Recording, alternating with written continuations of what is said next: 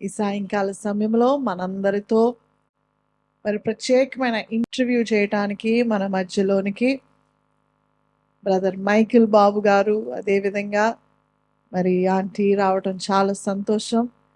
మరి వారి ఇరువురు ఈ సాయంకాల సమయంలో మనకి వారి సాక్ష్యాన్ని తెలియజేయబోతున్నారు. దేవుని యొక్క కృప వారిని ఎలాగూ రక్షించిందో, దేవుడు రక్షించిన వారి యొక్క జీవితము ద్వారా మరి ఇప్పుడు వారు దేవుని కొరకు ఎలాగూ జీవిస్తున్నారో, వారి జీవితము ద్వారా, వారి సాక్ష్యము ద్వారా ఎన్నో విషయాలు మనం నేర్చుకోబోతున్నాం. వారిని నేను మొదటిసారి చూసినప్పుడు నేను కాలేజీలో ఉన్నాను.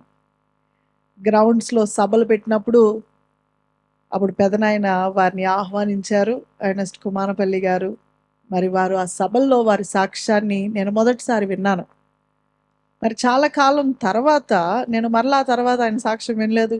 అయితే 2 weeks ago నేను వారి సాక్ష్యము అనుకోకుండా వారి సాక్ష్యమును ఐ కేమ్ అక్రాస్ యూట్యూబ్లో.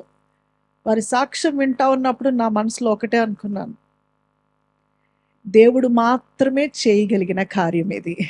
ఆమేన్. దేవుడు ఒక జీవితాన్ని మారుస్తే ఎంత అద్భుతముగా మారిపోతుంది. దేవుడు ఒక మనిషిని మారుస్తే ఎంత అందముగా మారిపోతుంది అని ఒక రూపాంతరము చెందబడుతున్న జీవితముగా వారి సాక్ష్యం విన్నప్పుడు ఐ వాజ్ సో బ్లెస్డ్. నేను అనుకున్నాను, ప్రభువా వారిని ఎలాగైనా మా మధ్యకు పంపించండి అని నా మనసులో అనుకుంటా ఉన్నాను. నేను ఏ ఈస్టర్కో తర్వాత ఎప్పుడో వస్తారేమో అని అనుకుని డాడీని అడిగాను. మరి విమలారెడ్డి గారు తెలుసు కదా, ఎలాగైనా పట్టుకోండి మరి అని అన్నప్పుడు దొరకలేదు మనకి ఈస్టర్కి తర్వాత తారీఖులు. అయితే అనుకోకుండా దేవుని ఉద్దేశ ప్రకారం ఆమేన్ మరి ఈ 2 రోజులు ఇవాళ రేపు మన మధ్యన ఉండటానికి దేవుడు ఏర్పరిచిన సమయము, మీరు ఏర్పరచబడిన జనము. కాబట్టి మనము మరి వారి సాక్ష్యాన్ని వినటానికి మనం సిద్ధపడదాం. మరి వారి గురించి కొంచెం ఇంట్రడక్షన్ నేను ఇస్తాను. మరి ప్రత్యేకంగా వారి గురించి మనం తెలుసుకోవాలంటే మనకి చాలా తెలిసిన పేరు వైఎస్ రాజశేఖర్ రెడ్డి గారు. మరి వారికి మేనత్త కుమారుడు మైకేల్ బాబు గారు. సో వారిరువురును మరి సాయంకాల సమయంలో నేను ఇంటర్వ్యూ చేయాలని ఆశపడుతున్నాను. కాబట్టి వారు వచ్చుచుండగా వారిని చప్పట్లు కొడుతూ మన వేదిక మీదకి ఆహ్వానిద్దాము. Thank you very much. మా ఆహ్వానాన్ని మన్నించి మాతో ఈ 2 రోజులు గడపడానికి ఈ సమయాన్ని తీసుకున్నందుకు థ్యాంక్ యూ వెరీ మచ్. ఇంటర్వ్యూలోకి వెళ్ళక ముందు మీ యొక్క గ్రోయింగ్ అప్ ఇయర్స్, మీరు ఏ విధంగా ఎదిగారు, మీ ఫ్యామిలీ, మీ తల్లిదండ్రుల గురించి, మీ సిబ్లింగ్స్ గురించి కొన్ని విషయాలు మాకు తెలియజేస్తారని నేను మిమ్మల్ని కోరుతున్నాను. నేను మా తల్లిదండ్రులు ఇద్దరు డాక్టర్సే. మా తల్లి వచ్చేసి మన రాజశేఖర రెడ్డి వాళ్ళ నాన్నకు సొంతం అక్క. మా తాత పేరు వైఎస్ వెంకటరెడ్డి. ఆయన ద్వారానే వైఎస్ ఫ్యామిలీస్ బ్లెస్ అయ్యారు. ఎందుకంటే ఆయన సామాన్యమైన రైతే, హిందూ స్కాలర్. ఎవరు వచ్చి న్యూ టెస్టిమెంట్ ఇచ్చారు. అప్పుడు ఆయన న్యూ టెస్టిమెంట్ చదివి దేవుని కార్యం జరిగింది. ఆయనలో చివరి వరకు నమ్మకంగా ఉన్నాడు. చిన్నప్పుడు మా తాత గుర్తు, ఎందుకంటే ఆయన మీద నేను కూర్చున్నప్పుడు పరిశుద్ధ పరిశుద్ధ అనే పాట పాడారు.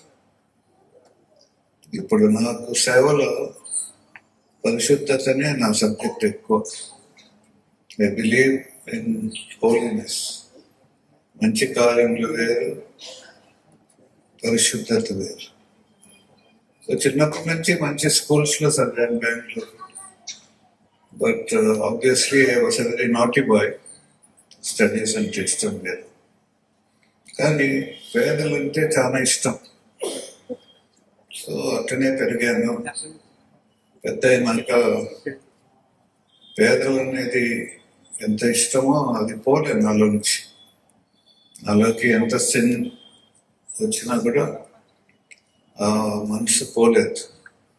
So I started helping the pour. ఆ టైంలో పల్లెల్లో నేను హెల్ప్ చేస్తుంటే ఒక శత్రువు తయారైనాడు. ఆయన పేరే బాంబులు అని పిలిచేవారు. సో ఆయనకు నాకు దర్శనం జరిగినప్పుడు he challenge me, I also challenge. అదే ఫస్ట్ ఫ్యాక్షన్ ఫైట్. అంతవరకు నేను బాంబు కూడా చూడలేను. పేదలను హెల్ప్ చేయాలనే మనసు ఎప్పుడు ఆయన గలాట పడిందో మనుషులను చంపే మనసు వచ్చేసింది.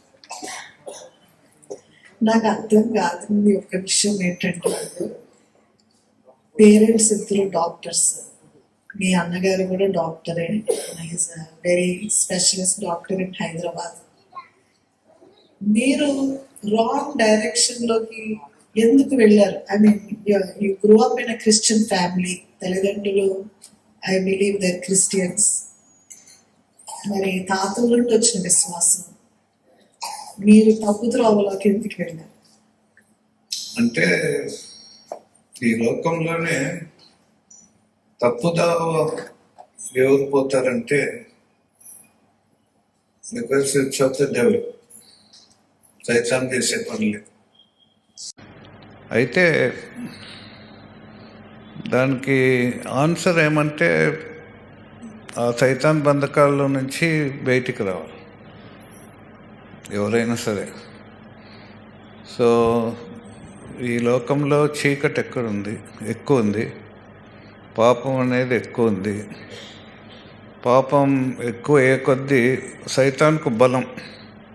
ఈ లోకంలో కానీ ఒక ఇంట్లో కానీ, ఇంట్లో పాపం అనేది ఉంటే సైతాన్కు ఇంట్లో బలం.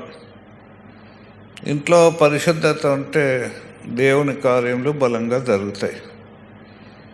అండ్ మోరోవర్ ఎవరినైనా దేవుడు ఎన్నుకున్నాడు అనుకోండి, ఎన్నుకున్నట్టు సైతాన్కు తెలుస్తుంది. సో సైతాన్ ఏం చేస్తాడంటే వారి మీదనే గురి ఎక్కువ. సేవ చేసేవాళ్ళు కానీ, దేవుడు ఎన్నుకోబడిన వారు కానీ, దేవుడు చేత ఎన్నుకోబడిన తల్లి గర్భంలో రూపొందించకముందే ఎన్నుకోబడిన వారు ఎక్కువ గురి సైతాన్. So it's the work of the devil. మరి వర్క్ ఆఫ్ ద డెవిల్ అంటే మన ఫ్యామిలీస్లో ఒకరు బ్యాడ్గా ఉండొచ్చు, ఒకరు గుడ్గా ఉండొచ్చు. Finally Jesus Christ came to destroy all the works of the devil. తల్లిదండ్రులు, కుటుంబ సభ్యులు పరిశుద్ధ చేతులు ఎత్తే only then we can destroy the works of the devil in a person. చాలా ఇంపార్టెంట్ పాయింట్ చెప్పారు. When there is a call of God over your life, అప్పుడే సాతానికి, because he comes to steal and destroy, దొంగిలించడానికి, నాశనం చేయటానికి. దేవుని విలువైన పిలుపు ఉన్నప్పుడే మనుషుల్ని కూడా పాడు చేయడానికి వస్తుంది. So maybe that is why you became a valuable target. మీ యొక్క జీవితం, మీరు ఇప్పటికి రక్షణ పొందుకొని 30 సంవత్సరాలు అయిందని చెప్పారు నాతో. ఈ 30 సంవత్సరాలకి ముందు what was your life like? యేసు ప్రభుని మీరు కలుసుకోకముందు, తెలుసుకోకముందు, ఆయన ప్రేమను రుచి ఎరగకముందు మీ జీవితం ఎలా ఉండేది? అంటే నేను దేవునికి పెద్ద ఇంపార్టెన్స్ ఇచ్చేవాడిని కాదు. యేసుప్రభు తక్కువ కులానికి సంబంధమైన వాడు కదా, చేతగాక సిలువలో మరణించాడు. చేతనైతే దేవుడైతే why should he die on the cross? ఈ ఆలోచనలతో దేవుణ్ణి పక్కన పెట్టేశాను. ఇంకా లోకంలో ఉన్నాం కాబట్టి డబ్బులు ఉండాలా, ఆస్తులు ఉండాలా, పలుకుబడి ఉండాలా, హోదా ఉండాలా అని గురి ఏమంటే ఎమ్మెల్యే కావాలా, మినిస్టర్ కావాలి, అట్లా ఆ సైడే వెళ్ళిపోయాను తెలియక.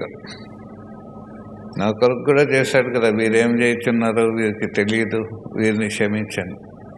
సో ఆ కేటగిరీలో ఉన్నాను, తెలియక చేశాను. మీ సాక్ష్యం విన్నప్పుడు మీరు చాలా మంచి షూటర్ అని నేను విన్నాను.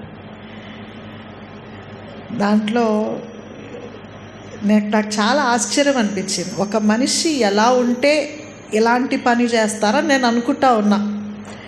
మీ కుమార్తె పైన యాపిల్ పెట్టి షూట్ చేశారు అని నేను విన్నాను మీ సాక్ష్యంలో.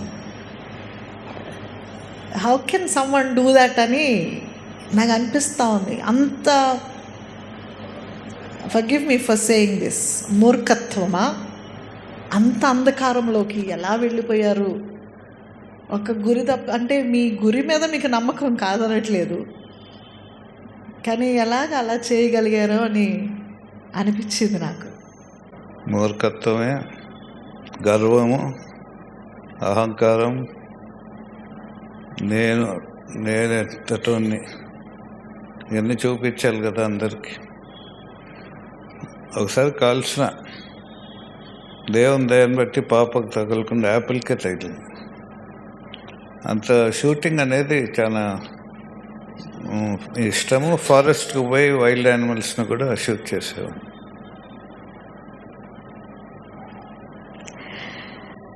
మీకు మీ సాక్ష్యం విన్నప్పుడు, మీరు ఇందాక పేరు చెప్పలేదు కానీ బట్ మీ సాక్ష్యం విన్నప్పుడు తెలిసిపోతుంది యూఆర్ టాకింగ్ అబౌట్ బాంబుల శివారెడ్డి గురించి మాట్లాడుతున్నారని. వారికి మీకు చాలా ఫ్యాక్షన్ జరిగేది. ఆ ఒక్క మూమెంట్, మీరు ఆ రోజున మీరు కొంతమంది పేదలకు సహాయం చేస్తూ ఉన్నారు, ఆయన వచ్చి మీకు సవాల్ చేస్తాడు, వాళ్ళతో నేను అంతం చేస్తానని. ఆ మూమెంట్లో you had to make a decision. ఒకటి, మేబీ అక్కడ నుండి పారిపోవాలి, లేకపోతే ఎదురు తిరగాలి. ఆ మూమెంట్లో you chose to stand up, but you chose the wrong way. అంటే అప్పుడు I thought that was the right thing to do. You thought. ఆయన చాలా క్రూరమైన వ్యక్తి. అండ్ నేను ఆయన ఎదుర్చడమే మంచిది అనుకున్నాను. వీళ్ళు ఉన్నారు కదా పేద ప్రజల వాళ్ళు, I wanted to help them. So ఆ ఒక్క రెబెలియన్ వచ్చేందుకు అప్పటి నుంచి ఫ్యాక్షన్ స్టార్ట్ అయింది. మీకు అప్పుడు ఏజ్ ఎంత ఉంటుందంట? నాకు 23-24. మరుసటి రోజు నుంచే అంతవరకు బాంబు చూడలే. ఆ గలాట, ఫ్యాక్షన్ గలాట స్టార్ట్ అయింది. నా తరపున ఒక 100 మంది పూర్ పీపుల్ వచ్చారు. బాంబులు బయటపడినాయి. ఏటకొడలతో, ఈటకట్టెలతో వచ్చారు. వాళ్ళ మనుషులు వచ్చారు. పోలీసు వాళ్ళు రంగంలోకి దిగారు. కడప నుంచి అదే పనిగా ఈ రిజర్వ్ వాళ్ళు వచ్చారు. సో అరౌండ్ 12 o'clock వరకు పోలీసు వాళ్ళు అటు ఇటు తిరిగి ఆయనతో మాట్లాడి, నాతో మాట్లాడి ఒకలాంటి పీస్ అనేది వచ్చింది. ఆ రాత్రి 12 దాటినాక కొంతమంది మేము కూర్చొని డిస్కస్ చేసాము, what's going to happen next ఏంటి అని. అప్పుడు ఒక ఆయన, ఈ పూర్ పీపుల్లో ఒక ఆయన ఒక బాంబు ఇచ్చాడు నాకు. అంతవరకు నేను బాంబు చూడలే. ఆయనేమో బాంబులు, తుపాకులు భయంకరం. అది తీసుకొని నేను పాతి పెట్టినాను. ఇంకా నెక్స్ట్ డే నుంచి ఇంకా నాకు మనుషులు కావాలా, బాంబులు కావాలా, తుపాకులు కావాలా. ఆయన నన్ను చంపాలని ఉన్నాడు, నేను కూడా ఆయన చంపితేనే ఇంకా నేను బ్రతికేది అని ఒక డెడ్లీ కిల్లర్ లాగా అయిపోయాను. సో ఆయన నన్ను చాలాసార్లు చంపేదానికి ప్రయత్నం చేశాడు. ఒకసారి నిరాహార దీక్ష చేస్తుంటే బస్ స్టాండ్లో పోలీసు వేషం వేసుకొని బాంబులు పెట్టుకొని నా మీద మధ్యరాత్రి తర్వాత విజయవాడ రంగాన్ని చంపారు కదా, ఆ విధంగా నన్ను చంపాలని వచ్చారు. కానీ అసలైన పోలీసు వాళ్ళు ఆయన పట్టుకున్నారు. పోలీసు వాళ్ళు పేపర్లో కూడా వచ్చింది, నకిలీ పోలీస్ అరెస్ట్ అని. ఇంకా నేను కూడా ఆయన చంపాల. ఆయన ఎమ్మెల్యే కావాలని ఉన్నాడు, నేను ఎమ్మెల్యే కావాలని ఉన్నాను. ఇంకా అట్లా 14 years జరిగిందండి. 14 years. నేను బాడీ గార్డ్స్ నరహంతకులు బాంబులు చుట్టించడం, బాంబులు చుట్టుంటే మనుషులు ఆ బాంబులన్నీ పేలి చనిపోవడం, ఇట్లా చాలా జరిగినాయి. చాలా మంది చనిపోయారు. నేను చాలాసార్లు జైలుకు పోయినాను. హైదరాబాద్లో 1 year పైన ఉన్నా. నేషనల్ సెక్యూరిటీ యాక్ట్ కింద బుక్ చేశారు. టెర్రరిస్ట్ యాక్ట్ కింద 1 year పైన ఉన్నా. అప్పుడు ఆయన మినిస్టర్గా ఉన్నాడు. సో చాలాసార్లు నేను చంపబడాల్సిందే. జైల్లో ఉన్నప్పుడు నాకు పాయిజన్ ఎక్కిచ్చారు.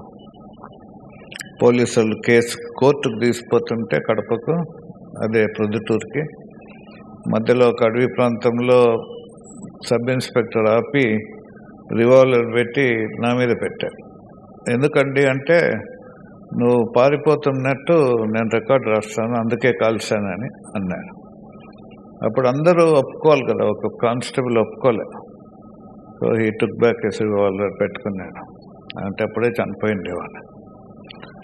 తర్వాత జైల్లో ఉన్నప్పుడు హాస్పిటల్లో ఉంటే పాయిజన్ డాక్టర్ ఇన్ఫ్లుయెన్స్ అయ్యాడు. నైట్ అంతా సఫర్ అయ్యాను. బ్రెత్లెస్నెస్ వచ్చింది. తర్వాత మనసు పని చేయలేదు. తెల్లారుజాను 4 o'clock అట్లా ఇది పోయింది ఆ ప్రభావం. అంటే అప్పుడు చనిపోయిండేవాడు. బాంబులు చుట్టించేటప్పుడు చనిపోయేవాడు. ఒకసారి ఒక బాడీ గార్డు, నా బాడీ గార్డు, ఆయన పేరు బెన్నీ, ఈ మధ్యనే చనిపోయాడు. కానీ ఆయన స్టోరీ చెప్పాలంటే బాంబులు చుట్టించేవాడు. ఒకసారి ఎలక్షన్స్ అప్పుడు ఒక ట్రాక్టర్ నిండా బాంబులు చుట్టించాడు. బకెట్లలో బాంబులు పెట్టాడు. ఆ బకెట్లన్నీ ట్రాక్టర్లో పెట్టాడు. దాని మీద ఇసుక వేసేసాడు. సో ఎలక్షన్స్ అప్పుడు we need lot of bombs. నగ్గడానికి బాంబులు ఎందుకండి ఎలక్షన్లకి? డబ్బులు కదా కావాలి ఎలక్షన్లకి. అంటే మా సైడ్ ఎలక్షన్లు జరుగుతుంటే బాంబులు కాదు కదా వాడేది, డబ్బులు కదా. మీరు బాంబులు ఎందుకు వాడారు ఎలక్షన్ నగ్గడానికి? ముందు రోజు డబ్బులు ఇవ్వటమే. తర్వాత గలాటాలు జరుగుతాయి కొన్నిసార్లు. ఎట్లంటే బూత్ క్యాప్చరింగ్ అంటారు. నేను కూడా ఒకసారి ఎలక్షన్స్ వస్తే 4 జీపులు తీసుకొని మనుషులు, బాడీ గార్డ్స్, బాంబులు, తుపాకులు, ఒక ఊరిలో ప్రశాంతంగా ఎలక్షన్స్ జరుగుతుంటే మేము పైకి కాల్ చేసి ఎలక్షన్ ఏజెంట్స్ను, గవర్నమెంట్ ఆఫీషియల్స్ను భయపెట్టి లోపల పోయి స్టాంపింగ్ చేసుకున్నాం. ఓకే. సో అక్కడి నుంచి ఇంకొక ఊరికి పోతున్నాం. అప్పుడు నా శత్రు ఒక లారీ నిండా మనుషులు, ఒక జీప్ నిండా మనుషులు వచ్చారు. సో ఎదురు మళ్ళీ వాళ్ళు ఉన్నారు, మేమున్నాం. సో నా బాడీ గార్డ్స్తో చెప్పాను, మీరు ఫైర్ ఓపెన్ చేయండి. తుపాకీతో కాల్చారు. వాళ్ళు లారీ పైన అట్టపెట్టెల్లో బాంబులు పెట్టుకున్నారు. ఆ బాంబులు కింద అందించేటప్పుడు ఫ్లాప్ ఊడిపోయింది. ఫ్లాప్ ఊడిపోతే మొత్తం బాంబులు బాడీలో పేలిపోయినాయి. మనుషులు చనిపోయారు. వాళ్ళ ఫ్లెష్ లారీకి అతకపోయింది. ప్రాణంతో బయటపడిన వాళ్ళు లారీలోంచి దూకేసి పరిగెత్తిపోతున్నారు. ఇంకా మేము జీప్ స్టార్ట్ చేసుకొని ఇంకా మేమే గెలిచినాంలే అని అక్కడికి పోతే ఒక కుర్రాడు బాంబ్ ఎక్స్ప్లోషన్లో చేయి తెగిపోయింది. ఇంకో చేత్తో ఆ చేయి పట్టుకొని పారిపోతున్నాడు. అయితే నా పక్కనుండే వ్యక్తి నా రివాల్వర్ తీసి వాళ్ళ మీద కాల్పులు జరిపాడు. ఎందుకు ఈ స్టోరీ చెప్తున్నానంటే, ఎవరైనా సరే ఏమి ఇత్తుతామో ఆ పంట కోయాల్సిందే. కత్తితో పొచ్చినవాడు కత్తితోనే పొడవబడా. సో అదే రివాల్వర్ తీసుకొని it became snare to me. నేను నా బెడ్రూమ్లోకి వెళ్ళి 93కి ముందు పీస్ ఆఫ్ మైండ్ లేదు, సమాధానం లేదు, టెన్షన్స్, నిద్రలు సరిగా ఉండేటి కాదు. నిద్ర మత్తు ఇంజెక్షన్స్ వేసేవాళ్ళు డాక్టర్లు. ఆలోచనలు ఎక్కువ, పీడకలలు, వేదన. సో బైబిల్ ఏం చెప్తుందంటే the sins of our life, మనం చేసిన పాపాన్ని they will come up on a head. ఇదే హెడ్లో నేను తట్టుకోలేక డాక్టర్ల దగ్గర పోతే వాళ్ళు స్కానింగ్ తీసి నువ్వు బాగానే ఉన్నావు అన్నారు. డబ్బులు మీకు అప్పుడు ఏజ్ ఎంత ఉంటుందండి? నాది 26 అట్లా స్టార్ట్ అయింది ట్రబుల్. సో ఇంకా డాక్టర్లు స్కానింగ్ తీసి బాగుంది అన్నారు. సో నాకు తెలిసింది ఎంత సఫరింగ్ ఉన్నది. అంటే ఆ సఫరింగ్ కూడా ఎందుకంటే పాపానికి జీతం మరణం. దేవుని కొరకు సఫరింగ్ వేరు, పాపం వలన సఫరింగ్ వేరు. సో ఆ మరణ వ్యాధి లాగా వచ్చింది. ఆ మరణ వ్యాధి తట్టుకోలేక, ఎందుకంటే ఒక వ్యక్తి పాపం చేస్తే అపవాదికి పట్టు మన మీద, పాపం నుంచి విడుదల పడితే దేవుని పట్టు ఉంటుంది. చాలా డిఫరెన్స్ దానికి దీనికి. సో నా రివాల్వర్ తీసుకొని నా బెడ్రూమ్లోకి వెళ్ళి ఆ రివాల్వర్ పెట్టుకున్నా. I wanted to shoot my self. ఈ చిన్న రివాల్వర్తో మిస్ అయిపోతే ఏంటి, పెద్ద రైఫిల్ తీసుకొని నేల గట్టిగా బట్టస్కిచ్చి బ్యారెల్ గొంతు కింద పెట్టుకొని కాలు బొట్కెన్నెలతో ట్రిగర్ వచ్చేసి నా తలను పేల్చేసుకుందాం అనుకున్నాను. అయితే చనిపోతే ఎక్కడ పోతుంది అని భయపడేవాడిని. బాంబులతో తుపాకులతో ధైర్యం, కానీ చనిపోతే ఎక్కడ పోతానని భయం. సో పాపం అనేది ఊర్లో ఉన్నా కూడా దేవునితో కనెక్షన్ లేదనుకో భయం అనేది ఖచ్చితంగా ఉంటుంది. ఎంత డబ్బున్నవాడైనా, ఎంత రాజకీయం ఉన్నా, ఎవరైనా సరే. దానికి మర్మం ఏమంటే భయం, పిరికితనం. పిరికి వాళ్ళు దేవుని రాజ్యంలో ప్రవేశించలేరు. మరి దీనికి ఎట్లా సొల్యూషను?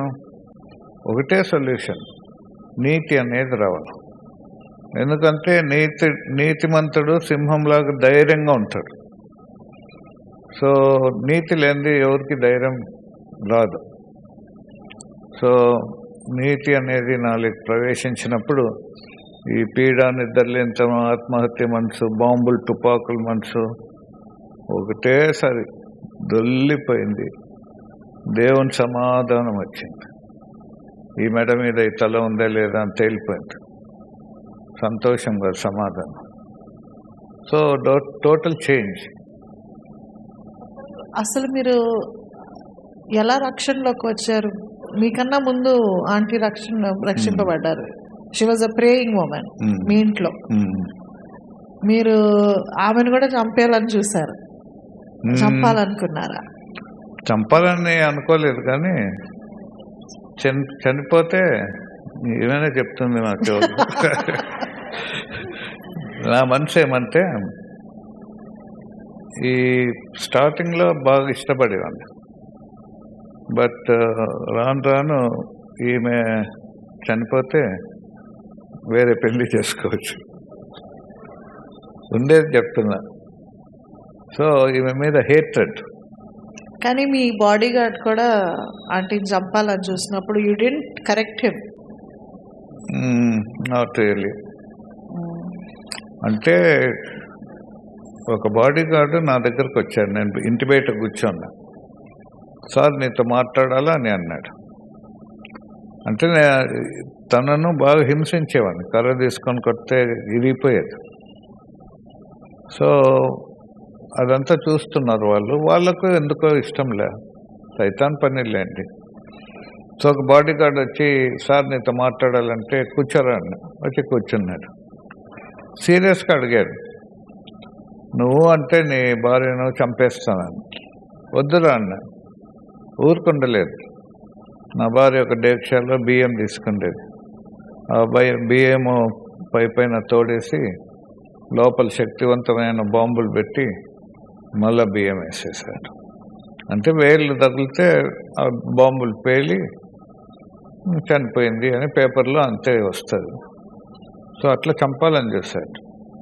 కానీ సర్వెంట్ మేడ్ ద్వారా నువ్వు ప్రేయర్ చేస్తుంది కాబట్టి దేవుడు మన పక్షంగా ఉండగా మనకెవరు విరోధి. సో సర్వెంట్ మేడ్ ద్వారా అక్కడ బాంబులు ఉన్నట్టు తెలిసిపోయింది. తర్వాత నా బాడీ గార్డే, నా భార్యను చంపాలనుకున్న బాడీ గార్డే సివియర్ స్టమక్ ఎయిక్ వచ్చి ఆయన చనిపోయాడు. అట్లా మైండ్ హేటెడ్. అప్పుడు నేను ఆంటీ నా ప్రశ్న అడుగుదాం అనుకుంటున్నా.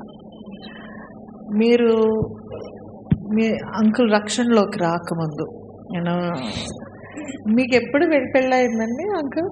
ఎప్పుడు, ఏ సంవత్సరంలో పెళ్ళయింది మీకు? How old were you? నేను చెప్పాను, నువ్వే చెప్పు. How old?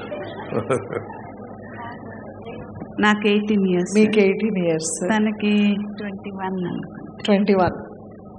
21కి మీకు పెళ్ళయింది. అయితే అది కూడా ఎట్లా పెళ్ళయిందంటే గుంటూరు వీళ్ళు, మాదేమో కడప.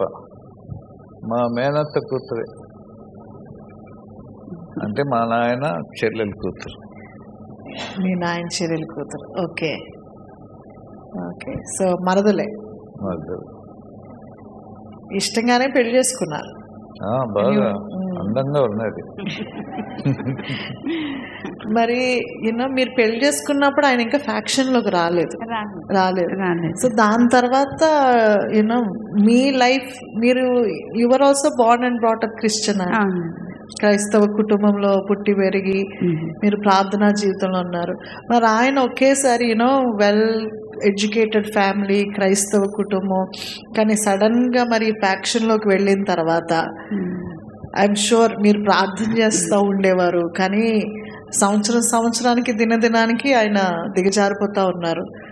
మీకు డిస్కరేజ్ అవ్వలేదా? ఏమవుతున్నాయి నా ప్రార్థనలు? ఐఎమ్ షూర్ మీరు తాగేవారు, స్మోక్ చేసేవారు. అలాంటి పరిస్థితుల్లో మీరు ఎలాగ ఆ సిచ్యువేషన్స్ని ఫేస్ చేశారు? అంటే మ్యారేజ్ అయినప్పుడు కొంతకాలం బాగానే ఉన్నారు. తర్వాత ఈ డ్రింకింగ్, స్మోకింగ్ ఇవన్నీ ఎక్కువైపోయినాయి. అప్పుడు నేను ఆయన తాగుతున్నప్పుడు నేను తాగడం ఎందుకు అట్లా ఇట్లా అన్నప్పుడు ఆయన నన్ను బాగా కొట్టేవారు. ఒక్కోసారి ఇంట్లోంచి కూడా బయటికి మధ్యరాత్రులు తరిమేసేవాళ్ళు. అట్లా ఉంటున్న పరిస్థితుల్లో చిన్నప్పటి నుంచి నేను దేవుణ్ణి భయంలో పెరిగాను కాబట్టి దేవుడు అంటే నాకు నమ్మకము. దేవుడు తప్పకుండా ప్రార్థనలు వింటాడు అనేది నాకు నమ్మకము. అప్పుడు ఆయన తాగుడు సిగరెట్లు ఇవన్నీ ఉన్నప్పుడు నేను ప్రార్థన చేయాలని డిసైడ్ అయ్యాను. నాకు ఒకటే ఆలోచన వచ్చింది, దేవుడు ఒక్కడే మార్చగలడు, వేరే ఎవరు కూడా మార్చలేరు. నాకేమంటే ఆయన మారాలా, ఆయన మంచిగా ఉండాలా, ఏదో నన్ను మంచిగా చూసుకోవాలని కాదు కానీ దేవుడి కొరకు జీవించాలనేది నాకు ఆశ ఉండేది. అట్లా ఆయన కోసం నేను ప్రార్థన చేసే కొద్దీ ఆయన సిగరెట్స్, ఈ తాగుడు ఇవన్నీ మానకపోగా ఇంకా పాలిటిక్స్లోకి ప్రవేశించారు. అట్లా ప్రవేశించినప్పుడు మరి నా ప్రార్థనలు ఏమైపోయినాయి, ఇంకెందుకు ఈ ప్రార్థనలు, ఇంకా మానేద్దాము అనే ఆలోచన నాకు రాలేదు. ఒక నిరీక్షణ ఉండేది, తప్పకుండా దేవుడు మారుస్తాడు అనేది మాత్రం నా హృదయంలో ఉంటుండేది. అట్లాగా ఆయన పాలిటిక్స్లోకి చేరినాక కూడా నాకు ఇంకా కష్టాలు ఎక్కువైపోయినాయి, శత్రువులు అట్లంతా. అయినా కూడా నాకు బయటికి వెళ్ళారంటే తిరిగి వస్తారని నమ్మకం ఉండేది కాదు. ఆ టైంలో నేను మోకరించి ప్రార్థన చేస్తూ ఉండేదాన్ని, ఎక్కువ ఫాస్టింగ్ ప్రేయర్స్ కూడా చేస్తుండేదాన్ని. అట్లా ఉంటున్నప్పుడు ఆయన బయటికి వెళ్ళారంటే తిరిగి వచ్చే వరకు నమ్మకం ఉండేది కాదండి. ఆయన వచ్చారు అనగానే నేను ఫస్ట్ బాడీ గార్డ్స్ని అడిగేవాళ్ళు, సార్ వచ్చారా, ఎట్లున్నారు అని. అట్లా అంత ప్రతి దినం కూడా భయంగానే ఉండేది. అయితే నన్ను దైవజనులు కూడా నా కోసం ప్రార్థన చేస్తూ నన్ను వాళ్ళ లెటర్స్ ద్వారా నన్ను బాగా ఎంకరేజ్ చేస్తూ ఉండేవాళ్ళు. అట్లా నాకు ఒక నమ్మకం, దేవుడు తప్పకుండా మారుస్తాడు అని. ఎప్పుడు కూడా నాకు డిస్కరేజ్మెంట్ అనేది రాలేదండి. ఇంటికి వెళ్ళిపోవాలనుకోలే? ఎప్పుడు ఇంటికి వెళ్ళాలనుకోలా, కానీ ఈయన చాలాసార్లు నన్ను ఇంటికి పంపించేసేవాళ్ళు. పంపించినప్పుడు నేను బయటికి తరిమేసినప్పుడు కూడా నేను వెళ్ళిపోదాం ఇంటికని అని ఆయన వచ్చేది కాదు. ఆయన అంటే నాకు అంత ప్రాణంగా ఉండేది. నేను బయటికి తరిమి గెట్ అవుట్ నువ్వు వెళ్ళిపో ఇంట్లో ఉండొద్దని తరిమేసినా కూడా నేను మా చుట్టాల ఇంట్లలో అట్లా ఉండి ఆయన కొంచెం కోపం తగ్గినాక అట్లా మళ్ళీ వచ్చేదాన్ని, మళ్ళీ ఇంటికే వచ్చేదాన్ని. ఒక్కొక్కసారి నా పైననే రూమ్లో ఉంటుండేదాన్ని. అంటే ఆయన పైకి ఎక్కి వచ్చేవాళ్ళు కాదనమాట, ఎక్కువ తాగి ఉండేవాళ్ళు, ఎప్పుడు తాగే ఉండేవారు.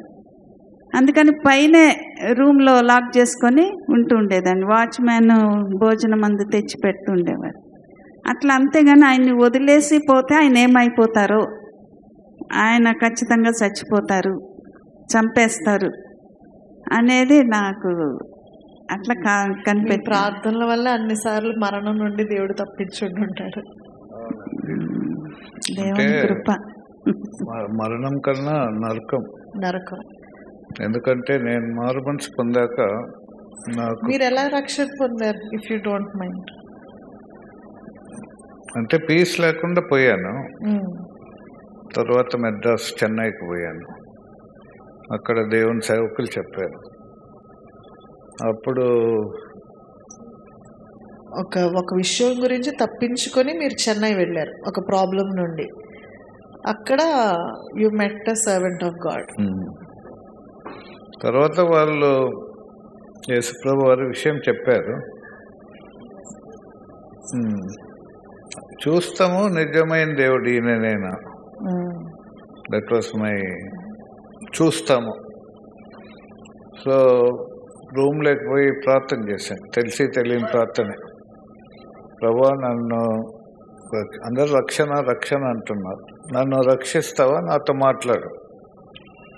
బైబిల్ తెరిస్తే ఇదిగో నా తండ్రి వాగ్దానం చేసింది నీ మీదకి పంపిస్తున్నాను, నువ్వు పైనుంచి శక్తి పొందే వరకు పట్టణంలో వేచి ఉండేది.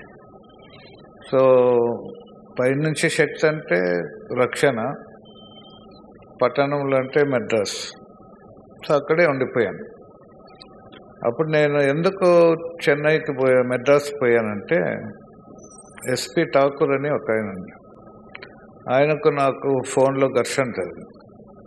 చాలా సీరియస్గా మాట్లాడాను, చాలా వల్గర్గా మాట్లాడాను.